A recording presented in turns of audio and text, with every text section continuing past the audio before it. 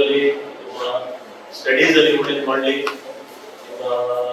ಏನೋ ಇಂಟ್ರೆಸ್ಟ್ ಇದೆ, ಯಾವ ಇಂಟ್ರೆಸ್ಟ್ ಇಲ್ಲಿ ಡಾಕ್ಟರ್ ಆಗಬೇಕು, ಇಂಜಿನಿಯರ್ ಆಗಬೇಕು, ಬಿಸ್ನೆಸ್ ಮಾಡಬೇಕು, ಟೀಚರ್ ಆಗಬೇಕು, ಅಥವಾ ಇದರಲ್ಲಿ ಯಾವುದೋ ರೀತಿ ಒಳ್ಳೇದಾಗಲಿ ಅಂತ ನಾನು ಆಶಿಸ್ತಾ ಇನ್ನೊಂದ್ಸರಿ ನಿಮ್ಮ ಟೀಚರ್ಸ್ಗೆ ಮತ್ತೆ ಇಲ್ಲಿ ಪರಿಹಾರ ಧನ್ಯವಾದ ಹೇಳ್ತಾ ಇದ್ದೀನಿ. ಯಾಕಂದ್ರೆ ಒಂದು ಖುಷಿ ಪಡೋದು ದಿವಸ ಇದೆ.